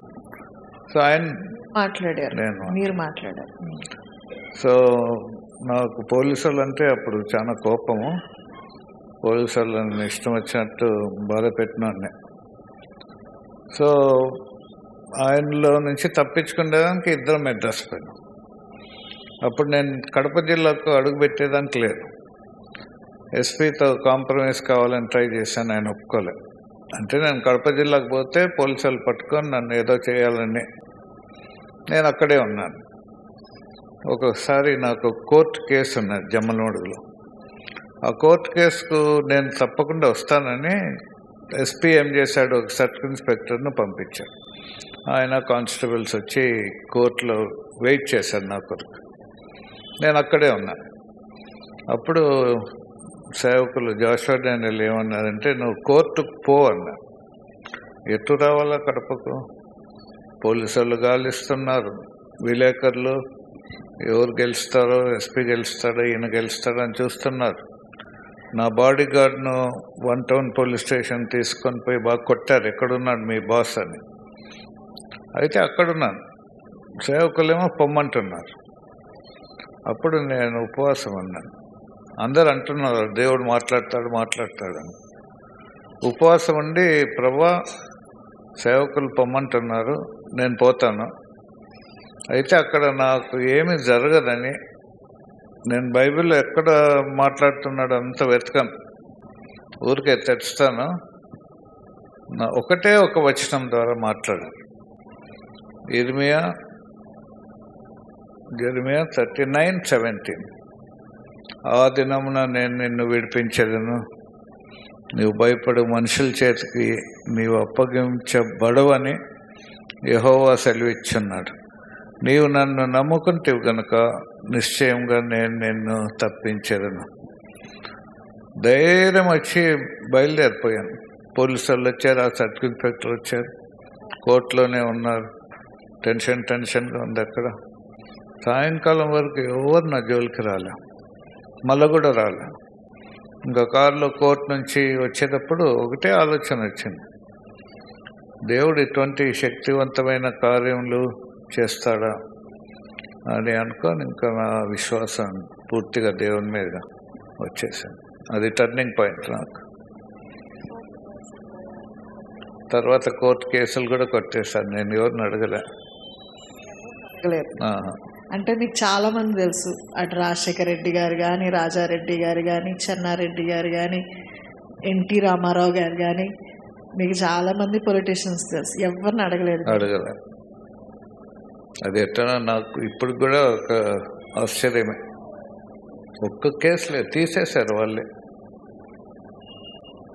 మీరు ఎలా ఫీల్ అయ్యారు ఈ యొక్క ట్రాన్స్ఫర్మేషన్? లేకపోతే అంకుల్ ఇలా యేసు ప్రభుని తెలుసుకోవడానికి ఆయన ముఖం as he was coming close to knowing Jesus, మీకు ఎలాగనిపించింది? నాకు ఎలాగనిపించిందంటే, ఇప్పుడు బైబిల్లో పేతురు గారి కోసం ప్రార్థన చేస్తుంటే ఆయన విడుదల పొంది వస్తారు చూడండి, వాళ్ళేమో విడిపించమని చేస్తున్నారు, కానీ ఆయన తీరా వచ్చినాక ఆ పాపను అంటారు నీకు పిచ్చి పట్టిందా ఏం. ఆ రీతిగా నాకు కూడా ఇది నిజంగా ఇది నిజమా కలనా, మార్చు ప్రభు అని చేశాను. తీరా ఆయన దేవుడు మార్చినాక ఇది నిజమా కలనా, ఇది కళ అయితే ఎట్లా, నాకు మెలకు వస్తే ఎట్లా అనే అంత ఆశ్చర్యం వేసింది. చాలా కాలం నేను డైజెస్ట్ చేసుకోలేకపోయాను. ఆయనలో మీరు చూసిన బిగ్ ట్రాన్స్ఫర్మేషన్ ఏంటి? మీరు నమ్మలేకపోతున్నాను ఏంటి ఇలాగ ఉంటున్నారు? ఎందుకంటే చాలా కోపము, పొగరు, అహంకారంతో ఉన్న మనిషి ఇప్పుడు అండి యేసుప్రభు నమ్ముకున్న తర్వాత what was the biggest change? ఆయన మారినాక చాలా హంబుల్ అయిపోయారండి, చాలా దీనంగా అయిపోయారు. తర్వాత అసలు నేను ఆమెను తిట్టేదానికన్నా ఆమె నన్ను తిట్టారు. ఇప్పుడు నాకు ఫ్రీడమ్ వచ్చేసింది, అంత హ్యాపీగా ఉంది ఇప్పుడు. అయితే మీ పిల్లలు మిమ్మల్ని చూశారు, they have seen the ferocious man, క్రూరమైన ఒక వ్యక్తిని చూశారు. వాళ్ళని ఎలా నమ్మించారు నేను మారానని? అంటే వాళ్ళు చూసి వాళ్ళకే ఆశ్చర్యం కలిగింది. అండ్ ఒక్కొక్కరు ఒక అభిప్రాయం. ఒకరు పెద్ద పాప అంటే డాడీ చాలా మారాడు, ఆయనలో పరిశుద్ధాత్మ దేవుణ్ణి చూడగలుగుతున్నాం అన్నాడు. రెండో పాప కూడా నేను ఇంటికి వచ్చేదానికి ఇష్టపడేవాడిని కాదు, మా డాడీ మారినాక నేను ఇంటికే వచ్చేసాను. బాబు కూడా స్కూల్కి పోవాలా రావాలంటే ఎక్కడెక్కడ సందుల్లో నుంచి పోతున్నాను, బికాస్ తాగుడు పోతారు కొడుకు అని అందరూ అనుకుంటారని. But after I was saved I became like a friend to him అని సాక్ష్యం చెప్పాడు. మీ కుమారుడు ఒకరు చనిపోయారు, ఆ బాధని మీరు ఎలాగ ఓవర్కమ్ చేస్తారు? అంటే అప్పుడంటే దేవుని మీద కోప్పడ్డారో ఏంటో, రక్షింపబడిన తర్వాత ఆ గిల్ట్ ఏమన్నా మీ మీద ఉండిందా? నా పాపాల వల్లే చనిపోయాడు నా కుమారుడు అన్న బాధ ఏమన్నా మిగిలిందా మీకు? అంటే మా భార్యకు 2 ఆడపిల్లలు పుట్టినాక కౌలు పిల్లలు, మగ పిల్లలు పుట్టారు. వాళ్ళకు 3 years old. నేను ఫుల్ రాజకీయాల్లో ఉన్నా. హైదరాబాద్ నుంచి కారులో పోతున్నాము జమ్మనోడుకు. కర్నూలు దాటుతానే తెల్లవారింది. నేను నిద్రపోతున్నా. సడన్గా డ్రైవర్ నిద్రపోయి కారు ఓవర్టర్న్ అయిపోయి, తర్వాత నేను నిద్ర నుంచి లేచాను. అందరు బాగున్నారంటే అందరు బాగున్నాం అన్నారు. తర్వాత తలుపు తెరిస్తే మా పెద్ద బాబు వాడు దూరం పడి ఉన్నాడు. నేను త్వరగా పోయి వాడిని ఎత్తుకున్నాను. చూస్తే వాని ముఖమంతా రక్తమే, తలలో నుంచి రక్తం కారుతుంది. రోడ్ మీదకి పరిగెత్తుకుంటూ పోయాం. ఆర్టీసీ బస్సు వచ్చింది. ఇంకా నేను తాపల మీదనే, స్టేర్స్ మీదనే కూర్చొని మా బాబుని పట్టుకొని డ్రైవర్ స్పీడ్గా పోతున్నాడు. ఒక దశలో నా చేతుల్లోనే ఊపిరి గట్టిగా పీల్చుకొని చనిపోయారు. అయినా హాస్పిటల్కి తీసుకొని పోయి బస్సు దిగి పరిగెత్తుకుంటే ఎమర్జెన్సీకి పోతే ఆ డాక్టర్ చూసి he has been brought dead అన్నాను. గట్టిగా నేను నా భార్య ఏడ్చాను. తర్వాత ఇంటికి పోయి భూస్థాపన చేస్తే మా రెండో వాడు నా దగ్గరకు వచ్చాడు. వచ్చి గట్టిగా ఏడ్చాడు ఆ రోజు నైటే. ఏమంటే అన్నను గుంతలో పండబెట్టారు, నన్ను కూడా గుంతలో పండబెట్టండి అన్నాడు. అప్పుడు చాలా ఫీల్ అయినాను. నేను ఏం చెప్పగలుగుతాను వానికి? దేవునితో నాకు సంబంధం లేదు, వాడు ఎక్కడ పోయినాడో, ఇంకే మళ్ళీ వాడిని కలుస్తానా లేదా, నథింగ్, అంత బ్లాంక్గా ఉంది. తర్వాత ఐ రియలైజ్ నేను చేసిన పాపం బట్టి ఆ మరణము వాడి మీదకి వచ్చిందనేది ఆ శాపం, అది రియలైజేషన్ ఉన్నది. కానీ దేవునితో కనెక్ట్ అయిపోయినాక చాలాసార్లు మా బాబు పరలోకంలో ఒక దేవదూతలాగా ఉన్నట్టు దేవుడు చూపించాడు. ఈరోజు ఎంత ధైర్యం, దుఃఖం పోయింది. పరలోకం పోయినప్పుడు బాబుని చూస్తాను అనే సంతోషం, ఆ దుఃఖం పోయి, because I got connected with God. అక్కడ పరలోకంలో ఐడెంటిఫికేషన్ ఉంటుంది, పేర్లు జీవగ్రంథంలో ఉంటాయి, ఒకరినొకరు కనుక్కుంటాము. మనకు గృహాలు ఉంటాయి, ఒక పట్టణంలో ఉంటాము. Everything is real. నేను దేవునితో కనెక్ట్ అయినాక పరలోకంలో ఏమేమి ఉంటుంది, ఎట్లా ఉంటుంది, అంత గ్రహింపులు ఇచ్చాడు దేవుడు. సో పరలోకం దేవుడు నాకు చూపించాడు, నేను అనుభవించాను. ఆ దినము నా శరీరంలో ఉన్నానో లేదో అంతగా పరలోకం అనుభవించాను, రుచి చూశాను. సో అక్కడికి పోయినప్పుడు నేను వాడిని కలుస్తాను. అయితే వాట్ అబౌట్ అదర్స్? ఇంకా ఫ్యామిలీలో ఉన్నారు కదా, అది ఒక బర్డెన్. భయం కాదు, ఒక బర్డెన్. కుటుంబంలో 5 మంది ఉన్నామనుకోండి, ఎప్పుడో ఒక సమయం వస్తుంది, పోవాల్సిందే. సో ఎవరు ముందు పోతారో, ఎవరు వెనకలు పోతారో పోవాల్సిందే, సెపరేట్ కావాల్సిందే. తర్వాత ఏమిటి? దానికి ప్రభు నాకు బయలుపరిచింది ఏమంటే, మరియా ఉత్తమమైనది ఏర్పరచుకున్నది, అది ఆమెలో నుంచి తీసివేయబడదు. సో 5 మందిలో 5 మంది తీసివేయబడతారు మనలో నుంచి. మరియా ఉత్తమమైనది ఏర్పరచుకున్నది, అది ఆమెలో నుంచి తీసివేయబడదు. So I have 5 members in the family, ఇప్పుడు అల్లుళ్ళు కూడా వచ్చారు, వాళ్ళు తీసేయబడతారు. కానీ మరియాల దగ్గర ప్రార్థన చేస్తే, దేవుని పాదాల దగ్గర కూర్చుంటే డెఫినెట్లీ వాళ్ళు తీసేయబడరు. అండ్ అంతేకాదు, యోబ్లాగా మనం జీవించగలిగితే దేవుడు ఖచ్చితంగా అగ్నికంచె వేస్తాడు ఈ లోకంలో. చాలామంది తల్లిదండ్రుల ప్రాబ్లం ఏమంటే, వాళ్ళ పిల్లలు స్కూల్కి పోయేటప్పుడు కూడా భయపడతారు, ఏమవుతుందో, యాక్సిడెంట్స్ అవుతాయా, రిక్షాలో పోయేటప్పుడు, ఆటోలో పోయేటప్పుడు. అదొక భయం, ఎందుకంటే వాళ్ళ మీద అంత ప్రేమ. కానీ తల్లిదండ్రులు యోబ్ లాంటి యథార్థత ఉంటే వాక్యానుసారంగా గ్యారంటీ ఏమంటే అగ్నికంచె వేస్తాడు. సో తల్లిదండ్రులు they have to pray for the children. అది కూడా భార్య భర్తలు ఏకాత్మతో చేయాలి. భార్య భర్తల్లో సైతాన్ని ఏం చేస్తున్నాడంటే డిఫరెన్సెస్ పెడుతున్నాడు, కొట్లాటలు పెడుతున్నాడు. ఎందుకు ఈ కొట్లాటలు అంటే, భార్య భర్తలు కలిసి ప్రార్థన చేయరు, అక్కడ సైతానికి ఒక పట్టు. భార్య భర్తలు ప్రార్థన చేస్తే వాళ్ళిద్దరికీ ఏకాత్మ వస్తుంది, ఏక మనసు వస్తుంది. అది ఒక మర్మం.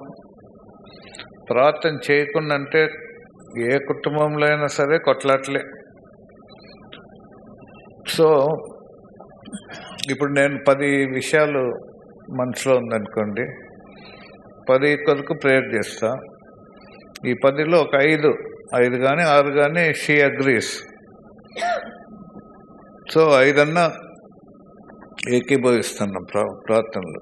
సో తర్వాత ఇఫ్ షీ హ్యాస్ 10 థింగ్స్, 5 అన్నా నేను ఒప్పుకుంటా స్టార్టింగ్లో.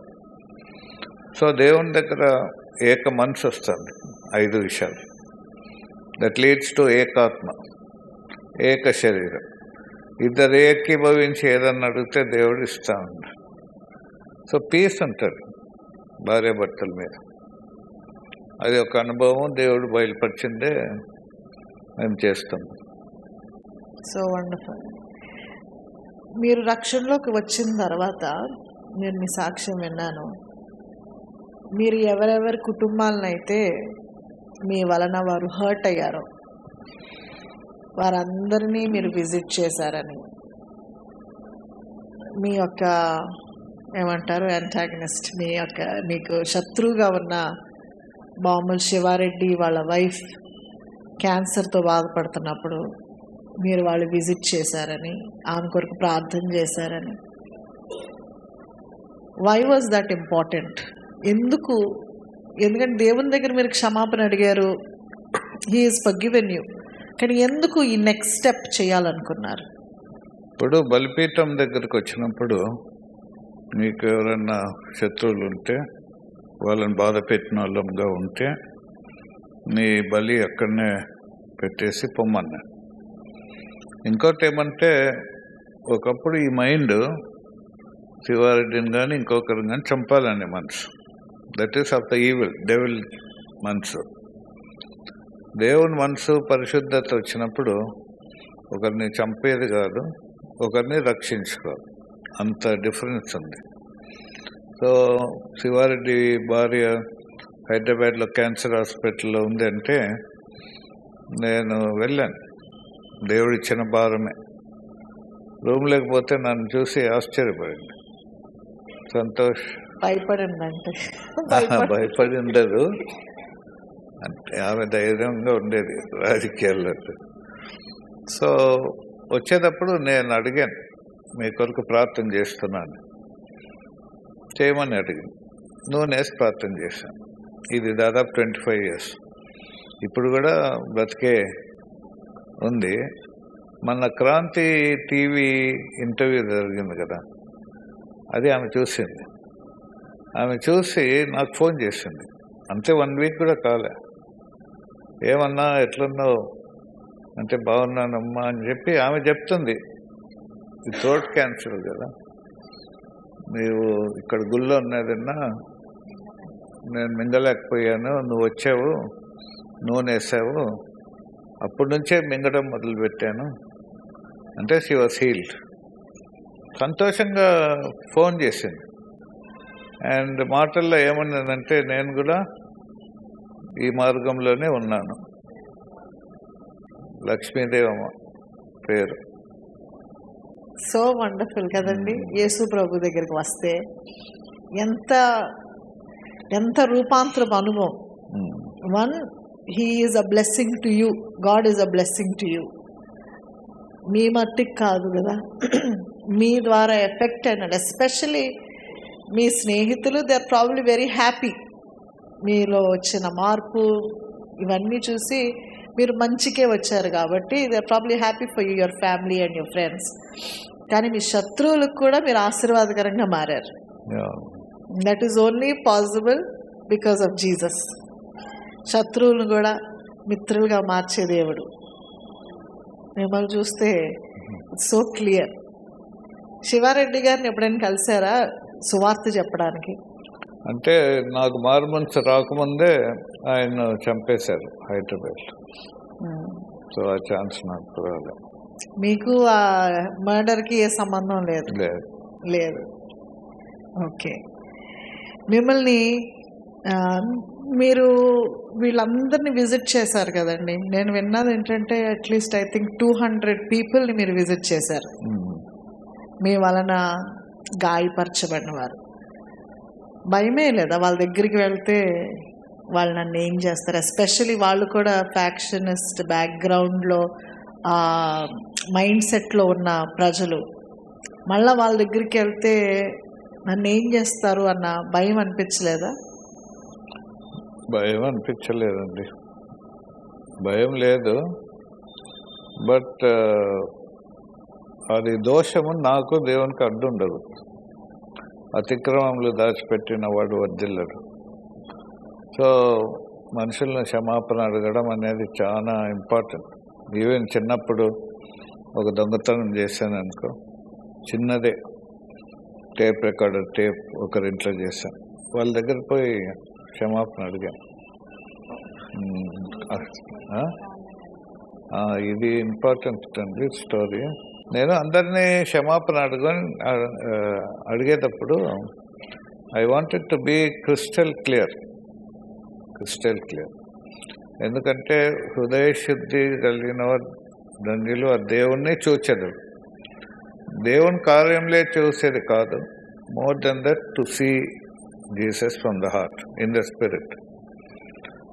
సో క్రిస్టల్ క్లియర్ కావాలనుకున్నా. హృదయాన్ని క్రిస్టల్ క్లియర్గా చేయాలంటే లోతుగా తవ్వుకుండేవాడు. బండ మీద ఇండ్లు కట్టుకున్న బుద్ధిమంతుడు లోతుగా తవ్వుకున్నాడు.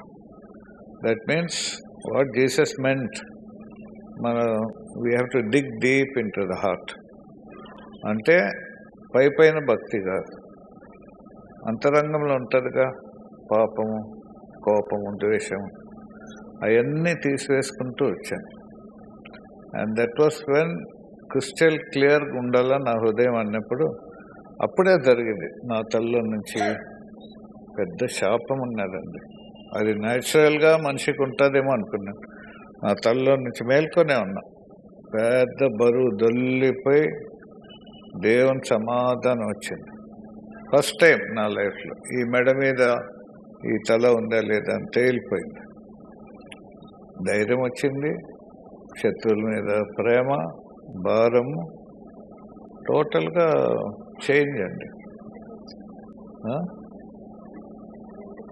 అది సర్చ్ చేసుకున్నాను. ఒక లెటరు, ఒక మర్డర్ కేసు, గవర్నర్ దగ్గర నేను క్షమాపణ పొందాలి. సో ఆ లెటర్ రాసుకున్నాను. మెడ్రాస్లో పోస్ట్ బాక్స్ ఇంత ఎత్తుంది. ఆ లెటరు పోస్ట్ చేస్తే నేను ఒక అతిక్రమం ఒప్పుకున్నట్టు, అంతవరకు విడుదల రాలే. అయితే ఏమైనా సరే దేవునికి నాకు ఏది అడ్డు ఉండకూడదు అని ఆ లెటర్ తీసుకొని పోస్ట్ బాక్స్ అట్లా వేస్తానండి. కింద పడిందో లేదో నా తల్లోంచి పెద్ద బరువు దొల్లిపోయింది. దేవుని సమాధానం వచ్చింది. అలాగా మనసు మారిందంట. దాదాపు అందరితో క్షమాపణ క్లియర్ అయిపోయింది. రాయలసీమ అప్పుడు ఫ్యాక్షన్ ఏమంటే, ఒక భర్త చనిపోతే భార్య బొట్టు తీయకుండా నా భర్త బ్రతికే ఉన్నాడు అని శత్రువును చంపేస్తారు. అట్లా ఒక సంఘటన ఏమంటే, ఒక ఆమె భర్తను చంపితే వెయిట్ చేస్తుంది.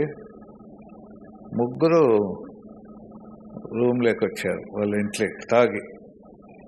ఆ సమయం కోసం వెయిట్ చేసింది. ఏటకోడలు తీసుకున్నది. వాళ్ళు పండుకున్నారు. పోయి మొదట ఆయన నరికేసింది.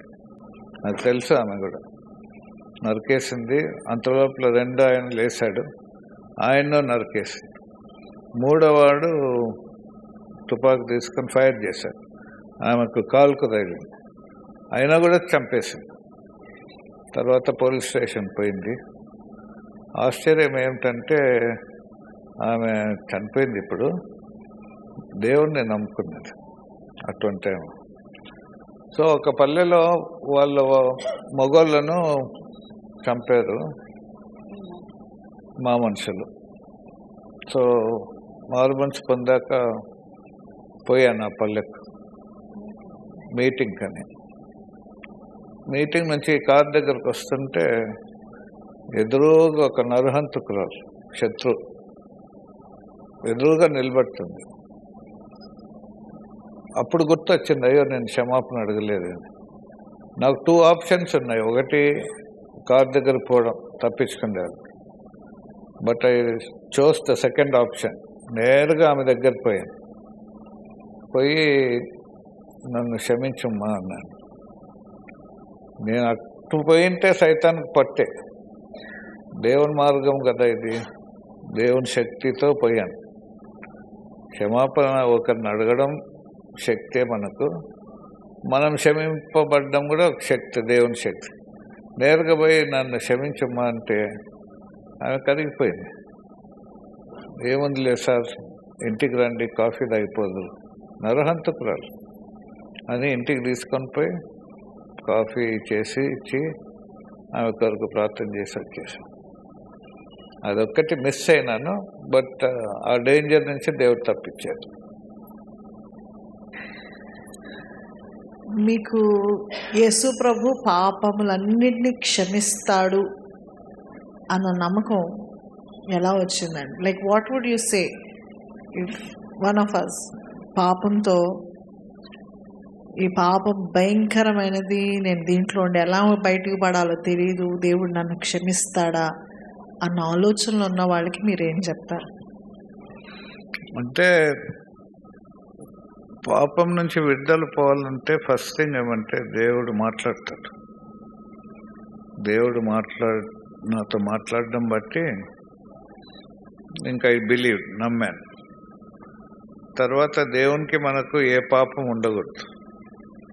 సో 6 సంవత్సరములప్పుడు నా నోట్లో బీడి పెట్టుకున్న పాపం నుంచి, రాజకీయాల్లో చేసిన హత్యలు, క్షమాపణ అడుక్కుంటూ వచ్చాను.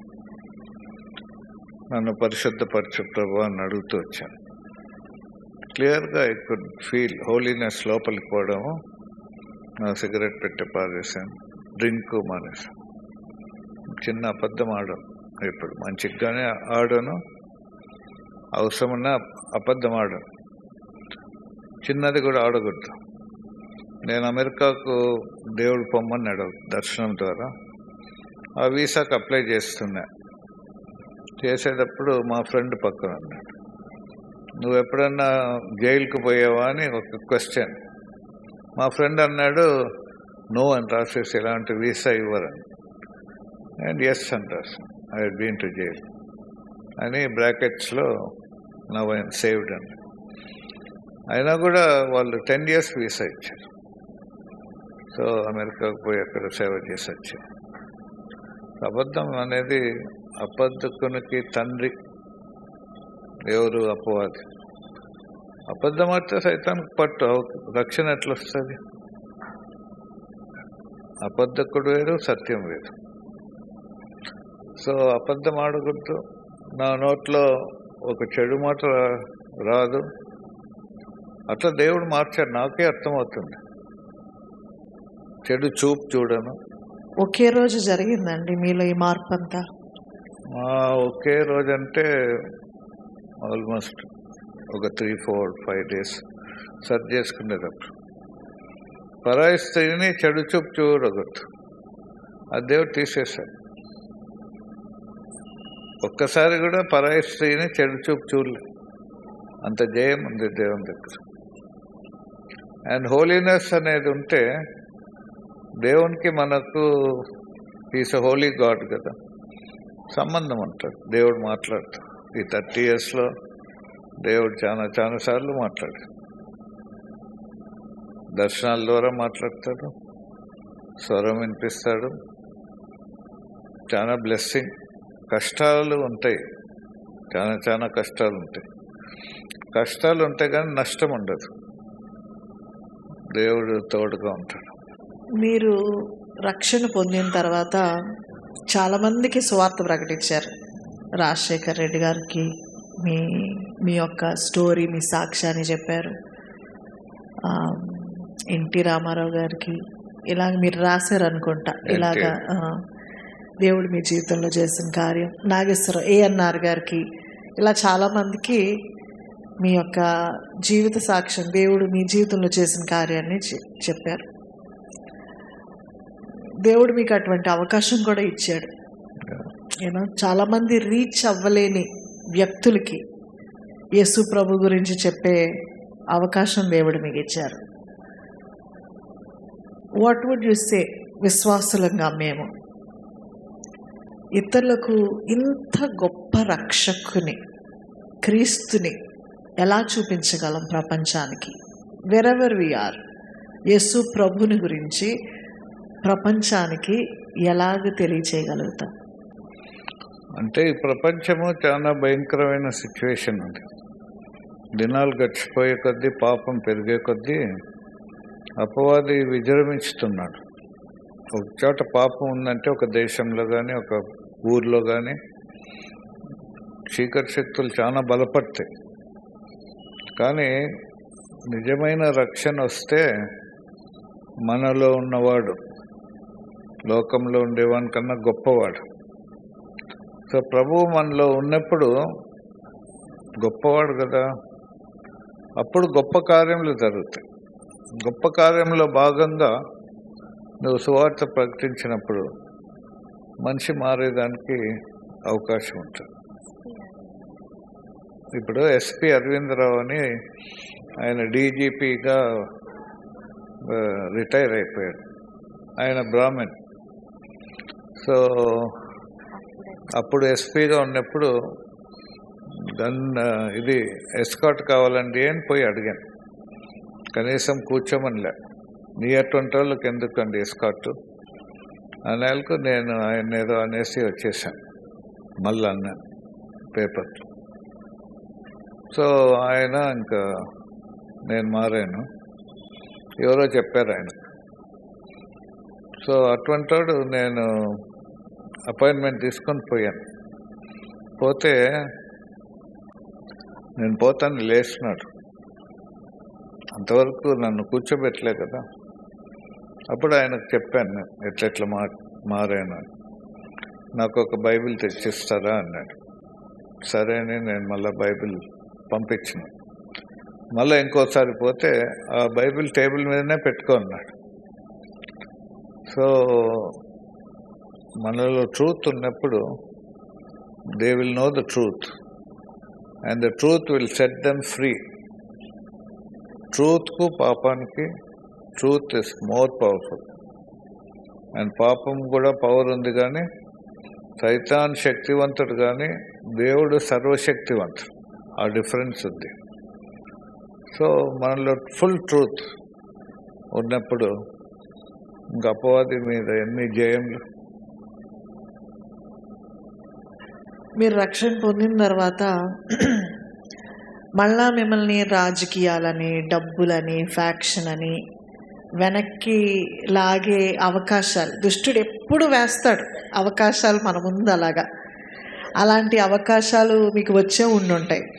ఎలా ఎదుర్కొన్నారు మీరు? మీ సాక్ష్యాన్ని గురించి నాతో మాట్లాడినప్పుడు మీరు మీకు సాతాను యొక్క శోధనలు ఎలాగా మిమ్మల్ని ఇబ్బంది పెట్టడానికి రకరకాల ప్రయత్నాలు చేసిందో, సో దాని గురించి ఒకటి చెప్పండి. తిరిగి ఫ్యాక్షన్లోకి, తిరిగి రాజకీయాల్లోకి, డబ్బు సంపాదనలోకి వెళ్ళిపోవాలని అనిపించలేదా? అట్లా అనిపించలేదండి. ఎందుకంటే అది చూశాను. తర్వాత నేను మార్బన్స్ పొందాక రాజశేఖర రెడ్డి నిలబడ్డాడు. ఆయన నన్ను పిలిచలే, నేను పోలే. నాకు ఇంట్రెస్టే లేదు. కనీసం ఒకసారి వివేకానంద రెడ్డి వచ్చాడు, ఇట్లా జమ్మనోడుగు క్యాన్వాసింగ్ చేయాలంటే నేను రానండి. ఎందుకు ఫ్యాక్షన్ మనకు ఓపెన్గా చెప్పేశాను. So he kept quiet. ఇంకోసారి ఒక బంధువు నా దగ్గర వచ్చాడు, వైఎస్ ఫ్యామిలీ. నా ఎదురుగానే సిగరెట్ ముట్టిస్తున్నాడు. తాగొద్దు అన్నాడు, అది దేవుని స్థలం, తాగొద్దా అని పెట్టేశాడు. సో వాళ్ళు మనకు లోబడాలి, కానీ మనం వాళ్ళకు లోబడేది లేదు. మనలో అంత దేవుడు ఉంటాడు కదా. సో రాజకీయాలు పోవాలని, డబ్బు సంపాదించాలా అదే గ్రేట్ అనుకునేవాడు. కానీ దేవుడు నన్ను బాగా నలగొట్టాడు. దేవుడిని నమ్ముకున్నాక డబ్బాశ పోయింది. డబ్బులు లేకుండా చీకటి శక్తుల ద్వారా దేవుడు నన్ను చెప్పాలంటే బాగా నలగొట్టాడు. కానీ శ్రమల పాలైపోయాను. అడవిలో లేకపోతే పాములు, ఒకసారి ఎలుగుబంటి. ఇట్లనే కూర్చొని ప్రేయర్ చేస్తున్నాను కొండపైన. వెనకాల శబ్దం వచ్చింది. ఏదో జింకనో కుందేలో అని నేను ఇట్లా వెనక్కి తిరిగితే పెద్ద జాయింట్ సైజ్ నన్ను చూసి నేను ఇట్లా తిరిగేలకు అది కూడా రౌండ్ అబౌట్ అని తిరిగి పారిపోయింది. బేర్, ఎలుగుబంటి. ఇంకోసారి కూర్చొని ప్రేయర్ చేస్తుంటే చిత్తపల్లి వచ్చింది. అది కూడా నేను కొద్దిగా శబ్దం చేసేవాళ్ళకి ఇట్లా నా వైపు చూసి దూకేసి పారిపోయింది. పాముల్లో అయితే చాలా డేంజర్ వచ్చింది. యాక్సిడెంట్స్ కూడా వచ్చినాయి. ఎప్పుడో చనిపోయింది దేవుడు నమ్ముకున్నా కూడా. దేవుడు అన్నిటినీ తప్పిస్తూ వస్తున్నాడు. ఫర్ ఎగ్జాంపుల్ ఒకసారి హైవేలో పోతున్నా, నేను టైర్డ్ అయిపోయి సేవకు పోతున్నా, నిద్రపోయాను కారులో. ఏ శబ్దం రాలే, ఎందుకో లేసాను. లేస్తే ఎదురుగా ట్రాక్టర్ వస్తున్నాడు. కారు యాక్సిడెంట్ అయిపోయింది. నేను లేసాను, ఇట్లా చూస్తే డ్రైవర్ నిద్రపోతున్నాడు. సడన్గా స్టీరింగ్ చెప్పేశాను. అట్లా శోధనలు చాలా వచ్చినాయి, చాలా. మీరు ప్రార్థన గురించి మాట్లాడారు. మీ యొక్క ట్రాన్స్ఫర్మేషన్ తర్వాత, మీరు యేసు ప్రభుని నమ్ముకున్న తర్వాత ప్రార్థన మీ జీవితంలో మీకు ఎలాగా, like how did it fuel you? ప్రార్థన ఎందుకు చాలా ప్రాముఖ్యం అయిపోయింది మీ జీవితానికి? అంటే ఆరంభంలో ఒక అరగంట చేసుకుంటే గొప్ప అనుకునేవాడు. కానీ దీంట్లో ఉండే సత్యం ఏమిటంటే, ఒక మనిషి లేకి పరిశుద్ధత వస్తే, పరిశుద్ధత ఎట్లా రావాలా, ఏ పాపం లేకుండా అంత కడగబడాలి. దేవుడు ప్రార్థన ఆత్మనిస్తాడు. ప్రార్థనాత్మ మనలో ఉన్నప్పుడు అర్ధగంట సేపు చేసే ప్రార్థన దేవుని ఆత్మ నడిపింపచ్చాక 8 గంటలు చేశాను కొండలోనే. 8 గంటలు 10 గంటలు కొండలోనే ఉండేవాడిని, ఏకాంతంగా ఉండేవాడిని. అప్పుడు దేవుని ఆత్మ తోడుగా ఉంటాడు, ఆదరణకర్త ధైర్యపరుస్తూ ఉంటాడు. కష్టాలు ఉంటాయి, బాధలు ఉంటాయి. దేవుణ్ణి నేను వదలలేదు, దేవుడు నన్ను వదలలేదు. దినాలు గడిచిపోయే కొద్దీ ఆత్మ పోషణ జరిగింటది కదా, ఇంకా క్లోజర్ టు గాడ్. దినాలు గడిచిపోయి దేవునికి సమీపంగా ఉండడం అది ఒక పెద్ద అనుభవం, దేవుడు మాట్లాడే అనుభవం. ఒకసారి నైట్ ఒక కళ వచ్చింది. నేను నా భార్య ఆస్ట్రేలియన్ నేషనల్ టీంతో టెన్నిస్ ఆడుతుంది. కళలో నా భార్యకు టెన్నిస్ రాదు. నేను లేపి చెప్పిన, ఆస్ట్రేలియాకు పొమ్మంటున్నాడు దేవుడు. కళ వచ్చింది. వెంటనే విదిన్ ఫ్యూ డేస్ ఆస్ట్రేలియా నుంచి ఒక ఆయన వచ్చాడు, నా ఫ్రెండ్. ఎప్పుడో 30 years బ్యాక్ చూశాను. ఆయన నా ఫోన్ నెంబర్ కనుక్కొని ఫోన్ చేశాడు. ఎక్కడున్నావంటే ఆస్ట్రేలియా. నాకు కళ వచ్చిందంటే ఆయనే వీసా అంతా చూసుకొని ఆస్ట్రేలియా, న్యూజిలాండ్, దాదాపు ఇప్పటికి 29 కంట్రీస్ తిరిగాం. European countries, Croatia, Slovenia, US. నిన్న ఒక 1 week బ్యాక్ మళ్ళీ యుఎస్కి పిలిచారు. అక్కడ నుంచి కెనడాకి పిలిచారు. యుఎస్లోనే ఒక 20 cities మీటింగ్స్ అరేంజ్ చేస్తున్నాం. సో మేము డిసైడ్ అయినాం పోవాలి. అయితే ప్రేయర్లో బాగా ప్రిపేర్ కావాలి. ఈ ఏజ్లో అంత లాంగ్ జర్నీస్, అంత పెద్ద సేవ చేయాలంటే ప్రార్థన అవసరం. ఇప్పుడు యేసు ప్రభు గురించి చెప్పాలంటే మత మార్పిడి అంటున్నారు. కానీ ఇప్పుడు మీలాంటి వాళ్ళకి యేసు ప్రభు గురించి చెప్పకపోయిండుంటే ఏమయ్యేది? యేసు ప్రభు గురించి ఇప్పుడు ఇంకొకరితో మాట్లాడాలంటే అదొక క్రైమ్గా ఫీల్ అవుతున్న దినాలు ఇవి. ఇలాంటి పరిస్థితుల్లో హౌ డు వి విట్నెస్, ఎలాగా ఇతరులకి యేసు ప్రభు గురించి సాక్ష్యం ఇవ్వగలం? ఇప్పుడు బైబిల్లో ఏముందంటే true witness VNet souls. Truth ఉండాలి. ట్రూత్ లేకుండా నువ్వు విట్నెస్ చెప్తే, దేవుని విషయాలు చెప్తే అది వర్కౌట్ కాదు. ట్రూత్ మనలో ఉండాలా, దేవుని ఆత్మ నడిపింపుతో చెప్పాలా, అప్పుడు అవతలకు దేవుని ఆత్మకార్యం జరుగుతుంది. That is what it should be. కానీ చాలామంది క్రైస్తవులు ఈ ట్రూత్ ఉండదు.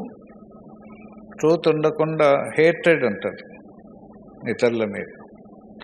ఆ హేట్రెడ్ మనసులో పెట్టుకొని, కోపం పెట్టుకొని సువార్త ప్రకటిస్తే కోపం దేవుని నీతిని నెరవేర్చదు. సో ఆత్మతో సువార్త ప్రకటిస్తే వాళ్ళు సేవ్ అవుతారు. ఆత్మతో కాకుండా హేట్రెడ్తో లేకుండా, అంటే ఇంకా పూర్తి మార్మన్స్ లేకుండా సేవకులైనా సరే చేస్తే అది మత మార్పిడిగా చేస్తారు. హ్యూమన్ ఎఫర్ట్ కింద వస్తుంది. ఇంకా అందరూ ఏమంటారు మత మార్పిడి ఎందుకు వచ్చింది ఇప్పుడు? వాళ్ళకు మనకు ఎందుకు హేట్రెడ్ ఉండాలి మనసులో? అక్కడ మిస్టేక్ జరుగుతుంది మన క్రిస్టియన్స్. చివరిగా మీ గురించి మూవీ చేస్తున్నారని విన్నాం. ఏమండి? మీ గురించి ఒక మూవీ తీస్తున్నారని విన్నాం.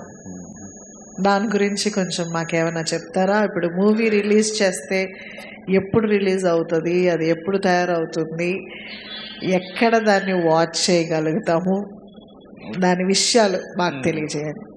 ఇప్పుడు నాకు దేవుడు ఒక దర్శనం ఇచ్చాడు మూవీ తీయాలని. అంటే నేను యాక్టింగ్ కాదు, నేను నా వైఫ్ ఒక 5 minutes వస్తాం, బట్ సినిమా యాక్టర్స్ని పెట్టి మూవీ తయారు చేయాలని. నాతో దేవుడు మాట్లాడింది ఏమంటే, నాగార్జున సాగర్ డ్యామ్ ఉంది కదా, అట్లా వరల్డ్స్ బిగ్గెస్ట్ ప్రాజెక్ట్ దేవుడు చూపించాడు. దాంట్లో నుంచి జీవజలాలు ప్రపంచం అంతా పోతుంది. ముస్లిం కంట్రీస్ కానీ, పాకిస్తాన్ కానీ, బంగ్లాదేశ్ కానీ, యుఎస్ కానీ, యూకే కానీ, యూరోపియన్ కంట్రీస్, క్రొయేషియా, రష్యా, ఏదైనా సరే ఆ మూవీ చూపించి this is the world's biggest project and throughout the world పోతుంది. ఎవరు ఆమె మూవీ చూసినా కూడా I'm praying that the movie should be anointed. Every dialogue, every scene, every music, తర్వాత అంతా అనాయింటెడ్గా ఉంటే it's going to save souls. So దానికి ప్రార్థనతో సిద్ధపడుతున్నాను. ఒక ఫిలిం డైరెక్టర్ దొరికాడు, పాల్ బిబ్స్ అని, యూకే నుంచి రాబోతున్నాడు. మేబీ ఒక 1.5 yearsలో రిలీజ్ అవుతుంది. అండ్ వరల్డ్స్ బిగ్గెస్ట్ ప్రాజెక్ట్ అని దేవుడు చూపించాడు కాబట్టి మోస్ట్ పవర్ఫుల్ ప్రాజెక్ట్, నా డ్రీమ్ ప్రాజెక్ట్ చెప్పాలంటే. అండ్ అది తీస్తే నా సాక్ష్యానికి దేవునికి నమ్మకంగా ఉండి ఒక పెద్ద కార్యం, దేవుని కార్యం నా ద్వారా జరిగిందని పెద్ద తృప్తితో మళ్ళీ ఎప్పుడైనా దేవుడు తీసుకొని హ్యాపీగా పోతాం. Thank you so much uncle, aunty. మీ యొక్క సాక్ష్యాన్ని ఓపెన్గా మా అందరికీ, సాధారణంగా వెనక్కి తిరిగి మళ్ళా జరిగినవన్నీ గుర్తు చేసుకోవడం కూడా ఇష్టం అవ్వదు. కానీ ఎటువంటి లోతుల్లో నుండి, ఎటువంటి చీకట్లో నుండి దేవుడు మిమ్మల్ని విడిపించి ఈ రోజున ఇన్ని సంవత్సరాలుగా, 30 సంవత్సరాల నుండి కదండి సేవలో ఉన్నారు, 30 సంవత్సరాలు దేవుని కొరకు నిలబడుతూ ఆయన సాక్షిగా ఉంటూ మాకు కూడా మీ సాక్ష్యాన్ని సంఘంగా మా అందరికీ తెలియజేసినందుకు, మీ సమయాన్ని ఇచ్చినందుకు చాలా థ్యాంక్ యూ. ఇప్పుడు మార్పు అనేది సరే, సిగరెట్, డ్రింక్ ఇవన్నీ ఒకప్పుడు నా భార్యను భయంకర కొట్టేవాను, హేట్రెడ్. కానీ దేవుని నమ్ముకున్నాక నా భార్యను ప్రేమించుతున్నావా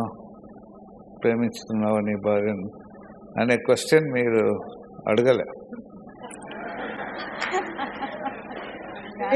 అంటే మీరు ఇందాక ఒక మాట అన్నారు కదా, ఏమన్నారు? ఇంతకు ముందు నేను తిట్టేవాడిని, ఇప్పుడు తిడుతున్నారు, నన్నే తిడుతున్నారంటే నాకు అర్థమైపోయింది. కానీ అంటే చెప్పండి, మీరే చెప్పండి. ఎక్కువ తిట్టదులేండి, అప్పుడప్పుడు ఏమైనా తప్పులు చేస్తే. అయితే ఈ దినాల్లో భార్యలు భర్తలను కొట్టేవారు ఉన్నారు. ఒక్కసారి కూడా నన్ను కొట్టలే. మీరు కొడితేనే వదిలి వెళ్ళలేదు. సో అన్ని కంట్రీస్కు, నేను పోయిన కంట్రీస్కు ఇద్దరం కలిసే పోయినాం. ఆమెను ఇక్కడ వదిలిపెట్టి నేను పోయేదిలే. అసలు మీకు నమ్మకం ఎప్పుడు కుదిరిందో ఇది నిజమైన మార్పు అని? తాను ఇంకా తనలో మార్పు కనిపించిందండి. కోపం రాకపోవడము, ప్రేమించటము, అవన్నీ చూసినప్పుడు ఇంకా దేవుడు కార్యాలు జరగటము, ఆయన ఏదన్నా చెప్పినప్పుడు ఇట్లా జరుగుద్ది అన్నప్పుడు అవి జరగటము. దేవుణ్ణి నమ్ముకున్నాక చాలా కష్టాలు వచ్చినాయి. ఈయన బాగా ఒకప్పుడు బాగా లగ్జరియస్గా ఉన్నట్టు ఆయన నమ్ముకున్నాక ఎంత పరిస్థితి వచ్చిందంటే ఇంట్లో తినడానికి తిండి కూడా లేని స్థితి వచ్చింది. అట్లాంటి పరిస్థితుల్లో ఈయన చెప్పేవారు, మనము ఫ్లైట్లో విమానంలో వెళ్తాము అని. ఇంకప్పుడు ఎట్లా నమ్మగలుగుతాం? నమ్మలేము. కానీ అది నిజమైంది. అట్లా ఒక్కొక్కటి ఆయన చెప్పడము, ప్రార్థన చేస్తే దయ్యాలు పడిపోవడం, ఇంకా ఆటోమేటిక్గా ఆయన మారు మనసు పొందారనేది తెలిసిపోయింది. ఇంకోటి ఏమంటే భార్య భర్తలు ప్రేమ ఉండాలి. ఎంత ప్రేమ అంటే ఆదాము ఆత్మలో ఉన్నాడు, అవ్వను తీసుకొని వచ్చాడు దేవుడు. ఆదాము అంటాడు, నా ఎముకల్లో ఒక ఎముక అన్నాడు. ఈ కాలంలో పెళ్ళై ఒక 5 ఏళ్ళు అనుకోండి, 10 ఏళ్ళు దాటింది. ఆ మాట ఎందుకు అనలేకపోతున్నారంటే వాళ్ళు ఆత్మలో దిగజారిపోయింటారు. భర్త అంటే భార్య ఆత్మలో ఏకాత్మ కలిగి ఉన్నప్పుడు భార్య భర్తలు కలిసి ప్రార్థన చేస్తే భార్య ఆత్మలో ఉంటుంది, భర్త ఆత్మలో ఉంటాడు. సో అప్పుడు ప్రేమ, ఒకరి మీద ఒకరి ప్రేమ. ఇప్పుడు మాకు ఏజ్ పెరిగిపోతే భార్య భర్తలకు ఇంట్రెస్ట్ తగ్గిపోతుంది చాలా మటుకు. మాకు ఏజ్ పెరిగే కొద్దీ ప్రేమ పెరుగుతుంది. అది కూడా ఏమిటంటే ఆత్మ ప్రేమ, ఆత్మ మీద ప్రేమ. తన ఆత్మ మీద నాకు ప్రేమ. ఎట్లంటే ఇప్పుడు నేను ముందే పరలోకానికి పోతాను అనుకో, ఎట్లా చేస్తుంది? కష్టం కదా. అందుకని నేను ఏం ప్రేయర్ చేస్తానంటే ఇద్దరం ఈక్వల్ ఫ్యూ డేస్ అయినా పర్వాలేదు, అప్పుడే ఈ లోకాన్ని వదిలిపెట్టాలని. అంటే ఒకరి మీద ఒక ప్రేమ పెరిగింది. తను నన్ను ప్రేమించాలని, నేను తనను ప్రేమించాలి. ఒకలాంటి పోటీ ఆత్మలో ఉంటే మనం అది జరుగుతుంది. ఆత్మలో తగ్గితే ప్రేమ రాదు. పెళ్ళై ఇప్పటికి ఎన్ని ఇయర్స్ అయిందండి? 48 ఇయర్స్ అయింది. దేవుడు ఇంకను మీకు దీర్ఘాయుష్ ఇచ్చి ఇంకా, ఎందుకంటే మీరు మరలా వచ్చి ఇంకా ప్రేమలో ఎలాగా మీరు ఎదిగారో, యూనో, బికాజ్ రాను రాను సంవత్సరాలు అయ్యే కొలది తగ్గిపోతుంది అంటారు. But you are living testimony that it will keep growing. So అలాగే దేవుడు మరి ఎంతకాలం అయితే మీ యొక్క ఆయుష్ను పెడతారో, ఆయన రాకడ ఆలస్యం అవుతే అన్ని సంవత్సరాలు దేవుడు మిమ్మల్ని నిలబెట్టిన సంవత్సరాలన్నీ అనేక మందికి ఆశీర్వాదకరంగా, ఆదర్శంగా దేవుడు మీ ఇద్దరిని వాడుకోవాలని మా ప్రార్థన. Uncle thank you very much.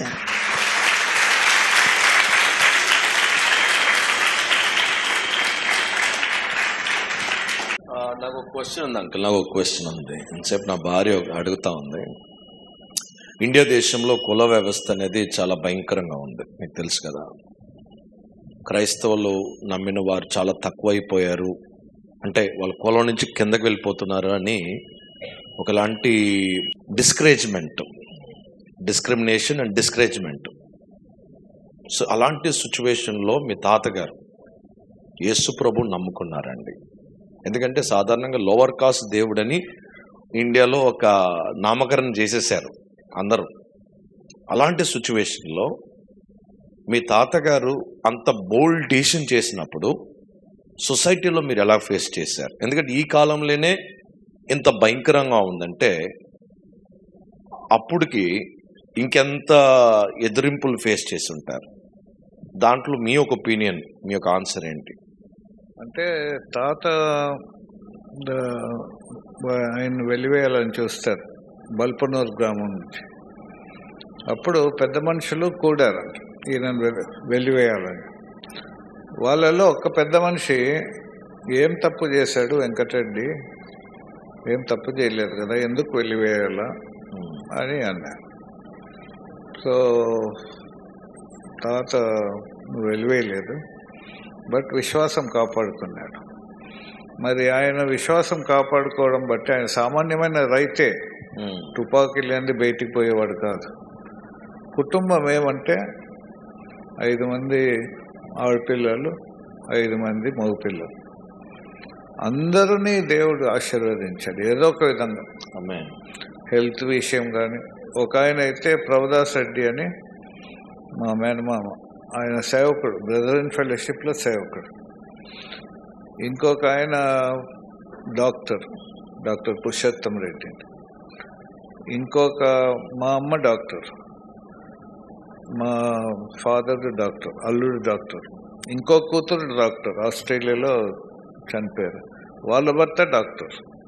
ఇంకా మిగతా వాళ్ళు గవర్నమెంట్ ఆఫీషియల్స్గా పనిచేశారు. ఇంకా రాజశేఖర రెడ్డి వాళ్ళ ఫాదరు రాజారెడ్డి. సో ఏదో ఒక రీతిగా బ్లెస్ అయ్యారు. సాక్ష్యం అనేది అది ఖచ్చితంగా చెప్పగలుగుతాం.